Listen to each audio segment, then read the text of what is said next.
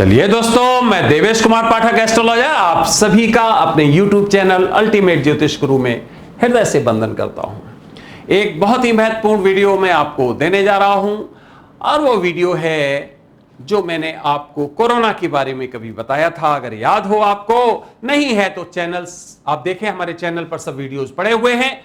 उसमें मैंने एक वीडियो नहीं कई वीडियोस दिए थे जिनमें मैंने बताया था कि कोरोना एक प्री प्लान्ड अटैक है दुनिया पर और यह चाइना ने किया है।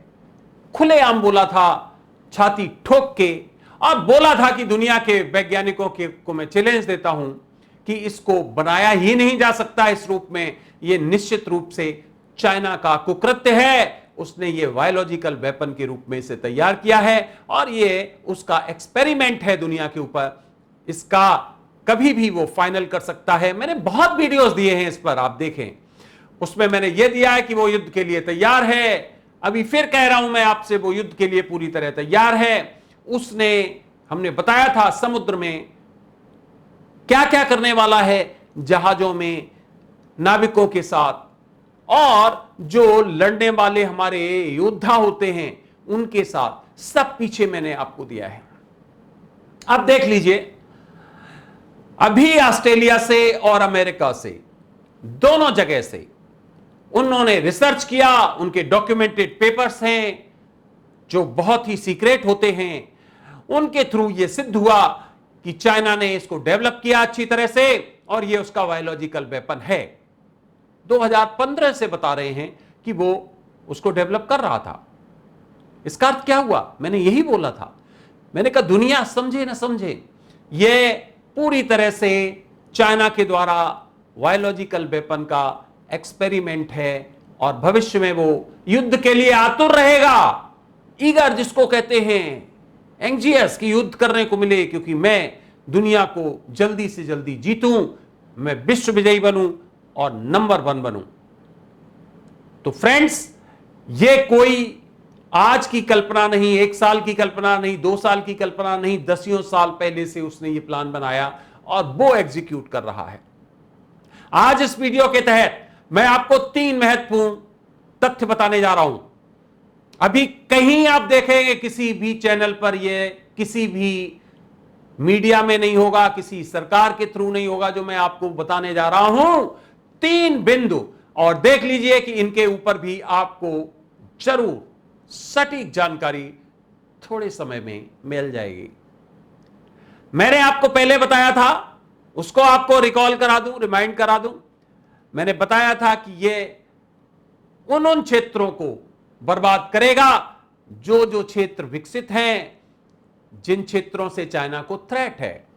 आप देख सकते हो उन क्षेत्रों को पूरी तरह से बर्बाद किया गया है, चाहे वो अमेरिका हो, चाहे वो यूरोप हो, चाहे वो इंडिया हो।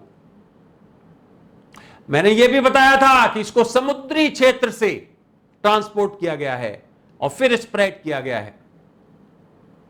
मैं बिल्कुल भी अपनी बात पे कायम हूं। मैं 3 पॉइंट्स आपको आज बता रहा हूं, महत्वपूर्ण पॉइंट्स, नोट करिए, और ये पॉइंट्स आपको आगे नजर आएंगे कि यस। नंबर 1, चाइना ने इस तरह की मैकेनिज्म तैयार कर ली है जिसको किसी रडार के थ्रू नहीं पकड़ा जा सकता है।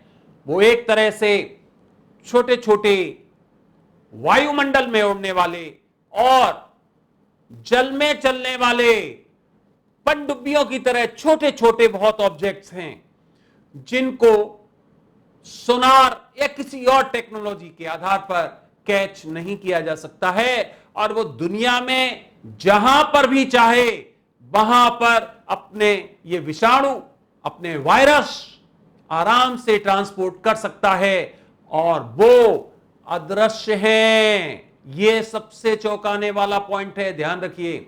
उसके वो ऑब्जेक्ट्स अदृश्य हैं। चौंक गए होंगे आप, आपको अजीब सा लग रहा होगा, ऐसा कैसे हो सकता है, अदृश्य, रडार से भी बाहर। यस, यह है छद्म युद्ध। इसकी तैयारी चाइना कर चुका है। पॉइंट नंबर 1 समझ में आ गया। जल में, वायु में, अदृश्य, रडार में बगैर आए हुए बगैर किसी टेक्नोलॉजी के बच के वो कहीं पर भी ट्रेवर्स कर सकते हैं, कहीं पर भी जा सकते हैं और वो विष को फैला सकते हैं, विषाणु फैला सकते हैं या कुछ भी वो ट्रांसपोर्ट कर सकते हैं। पॉइंट नंबर 2, उसने इस तरह के हथियार तैयार कर लिए हैं। मैंने एक वीडियो दिया था पीछे, याद हो अगर आपको, कि बस 3, याद करो, जिनको आज आप कहते हो कि वो टेक्नोलॉजी बहुत डेवलप होने वाली है आगे 2029 में, मैंने बहुत आपको दिए हैं वीडियोस। इस तरह के उसने मैकेनिज्म तैयार किए हैं, ऑब्जेक्ट्स हैं वो, लेकिन वो मनुष्य की तरह काम करने वाले हैं और वो 3 ही, केवल 3 करोड़ लोगों के लिए पर्याप्त है। इसका मतलब है कि कोई मैन उसमें नहीं होगा, मैन ड्रिवन नहीं होगा, मनुष्य का कोई इंटरफियरेंस नहीं होगा और वो कहीं पर भी जाके बुरी तरह से डिस्ट्रक्शन करने की स्थिति में होंगे। तो इस तरह से आज आपने देखा होगा कि जो ज्यादातर इंडस्ट्रियल काम होते हैं वो उन्हीं के द्वारा किए जाते हैं और वही हमने वीडियो डाला हुआ है। मैं जान के नाम नहीं ले रहा हूं, आप जाके ट्रेस करिए, आपको मिल जाएगा कि इस तरह के उसने एक और भयंकर हथियार तैयार कर लिए हैं। देखने में तो आपको लगेंगे जिस तरह के टैंक होते हैं और जिस तरह से आप देखते हैं ऑब्जेक्ट्स होते हैं, ठीक उसी तरह से वो काम करेंगे और वो बहुत भयंकर होंगे। तो दूसरा पॉइंट समझ लिया आपने। आप लोग, मतलब पूरी दुनिया को मैं बता रहा हूं कि आपने चाइना की तैयारियां अभी तक देखी ही नहीं है, चाइना कहां तक पहुंच गया, क्योंकि उसने पूरा का पूरा ये एक सिस्टम अपना तैयार कर लिया है जहां पर युद्ध के स्थिति में वो हारना ही नहीं चाहता है। अब हारेगा कैसे, वो बात की बात है, लेकिन हारना नहीं चाहता है। कोई भी देश नहीं हारना चाहता, और जब ऐसा देश हो जो नंबर 1 बनना चाहता हो, वो तो कदापि नहीं हारना चाहेगा। पॉइंट नंबर 2 हो गया होगा, आपको समझ में आ गया होगा। पॉइंट नंबर 3, समुद्री क्षेत्र को उसने पूरी तरह से किला बना दिया है। नीचे ही नीचे उसकी पूरी परमाणु श्रृंखला है। कोई भी देश उससे समुद्री युद्ध नहीं जीत सकता है। उसने एक चेन बना दी है लंबी, और उस चेन में तरह तरह की पनडुब्बियां, जिनको आप परमाणु पनडुब्बी कहते हो, और तरह तरह के ऑब्जेक्ट्स उसने इंस्टॉल कर दिए हैं। तो ये 3 पॉइंट्स मैंने आपको बताए और तीनों ही बहुत खतरनाक हैं। ये 3 पॉइंट्स दुनिया के लिए, हमने पहले भी बताया था कि मैं दुनिया को वार्निंग दे रहा हूं कि चाइना पूरी तरह सुसज्जित हो चुका है और उसने वो काम करके दिखाया। चाइना में कोरोना नहीं है, अगर है भी तो बहुत कम, और दुनिया में हर जगह है। अलग अलग स्ट्रेन्स आ रहे हैं, अलग अलग स्वरूप आ रहे हैं। एक बार खत्म हो गया, दोबारा फिर शुरू हो रहा है। ये दूसरी वेव है, ये तीसरी वेव है, ये चौथी भी आएगी, ये 5वीं भी आएगी, और कहीं चाइना में नहीं आएगी। समझ सकते हो आप। यूरोप बर्बाद होगा, अमेरिका बर्बाद होगा, समुद्र के किनारे के क्षेत्र बहुत बर्बाद होंगे, लोग लाखों की संख्या में मारे जाएंगे। और चाइना में ऐसा नहीं होगा, जहां की जनसंख्या लगभग 1.5 अरब है। जहां से ये फैला है, सबसे पहले वहीं करोड़ों लोगों को मार देना चाहिए था, लेकिन वहां नहीं फैलेगा। तो ये एक पूरा एक प्लान है। और ध्यान रखिए, ये कोरोना फैल चुका है, पहले भी बोला है मैंने, ये कभी खत्म नहीं होगा। ये हर व्यक्ति को होना है, क्योंकि ये उसकी प्रारंभिक लड़ाई है। इसके आगे क्या प्लानिंग होगी, ये एक बीज है उसका, ये एक सीड है उसका। फिर एक और महत्वपूर्ण, आपको बहुत ऐसा खतरनाक वाला विवेचन, ये सीड है। जिस तरह से जैसे ये आप लगा रहे हैं वैक्सीन, क्या करती है वैक्सीन, आपको मजबूत बनाती है धीरे धीरे उसके प्रति, उसके विरुद्ध। एक डोज ले लीजिए, दूसरा डोज ले लिए, 15 दिन के बाद वो आपको लड़ने की क्षमता प्रदान करती है। इसी तरह से ये जो बनाया गया है, ये आपके शरीर में डाल के कभी भी भविष्य में कोई भी ऐसा वायरस फैलाया जा सकता है जिससे कि बहुत ज्यादा उसका प्रभाव होगा। जिस टेक्नोलॉजी पे आप चल रहे हो वही टेक्नोलॉजी उसने ऑलरेडी अपनाई हुई है कि एक बार ये आपके शरीर में प्रवेश कर गया और फिर ये आराम से आराम करेगा और फिर कभी भी इनर्जाइज हो सकता है जब उसको उस तरह का परिवेश दोबारा मिलेगा, उस तरह का सपोर्ट दोबारा मिलेगा। तो ये एक बहुत बड़ी साजिश है। हो सकता है हमारे साइंटिस्ट, हमारे वैज्ञानिक जो दुनिया के हैं, वो उसको खत्म करने में सक्षम हो जाएं, इसी तरह से वैक्सीन देके या और दवाइयां देके। ये है, ऐसा हो सकता है, लेकिन उसकी जो प्लानिंग है वो यही है कि उसने पूरा एक लंबा एक प्लानिंग तैयार किया है। अब पहले मैंने जो कहा था, मुझे लगता है बहुत कम लोग भरोसा कर रहे होंगे कि ऐसा नहीं हो सकता है। वो सोच रहे होंगे चमगादड़ से ही निकला है। मैंने कभी ये नहीं कहा कि ये चमगादड़ से निकला। आप हमारे वीडियोस देखिए, मैंने ये कहा ये प्लान्ड है, मैन मेड है, ह्यूमन इंटरफेरेंस है इसमें, 100% ये बिल्कुल भी नेचुरल नहीं है। और वही हुआ।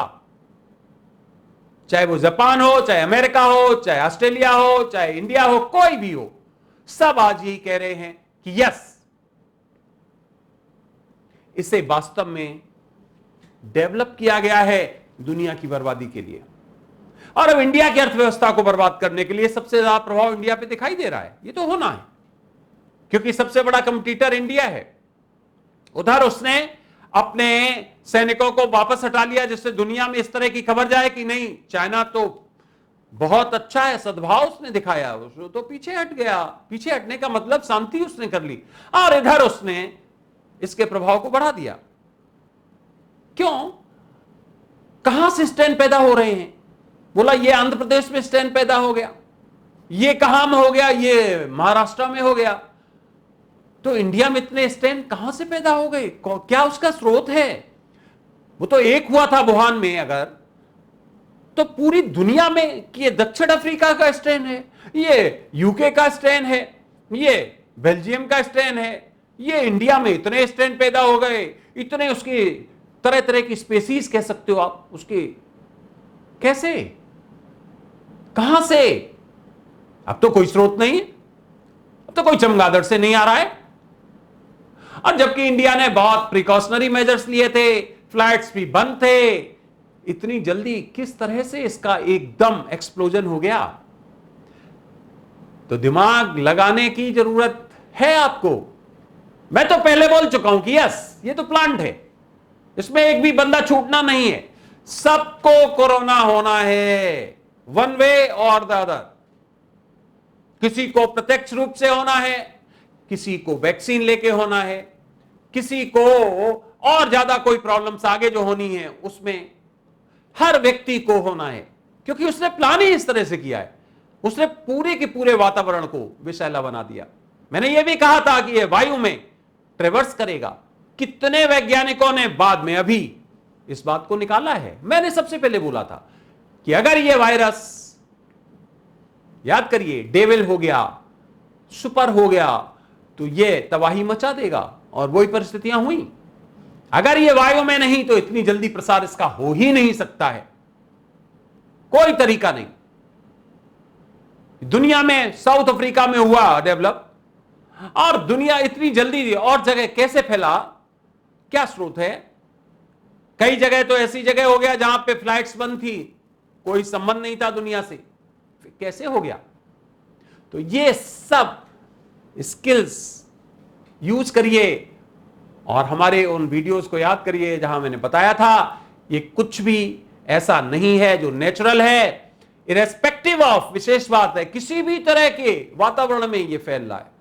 आज तक कोई ऐसा वायरस नहीं बना, या तो वो गर्मी में, या तो वो सर्दी में, या तो वो बरसात में, उसका एक पर्टिकुलर एक नेचर होता है। ये तो हर जगह, हर कालखंड में, दुनिया में हर जगह आपको मिलेगा। तो ये 100%, 99 नहीं कह रहा हूं, 100% मैन मेड है।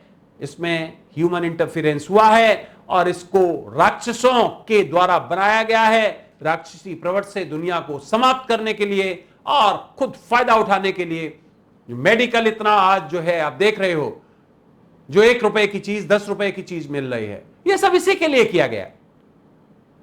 वो तो हमारे साइंटिस्ट को धन्यवाद कि उन्होंने वैक्सीन बना दिया, उन्होंने एक और अभी नई दवा इंट्रोड्यूस कर दी। दुनिया को तमाचा मार रहे हैं हमारे साइंटिस्ट, उनको नमन है। उनकी वजह से हम फिर भी बहुत हद तक बचे हुए हैं। नहीं तो यहां तो क्या होना था, यहां तो संहार, नरसंहार बुरी तरह से होना था। उसको बचाना आसान नहीं था। सरकार की कितनी भी आलोचना कर लो आप, तो सरकार ने जो किया है ना, वो वास्तव में एप्रिसिएबल है। अपने आप को रख दो वहां पे, 1 अरब 35 करोड़ लोगों को मैनेज करना।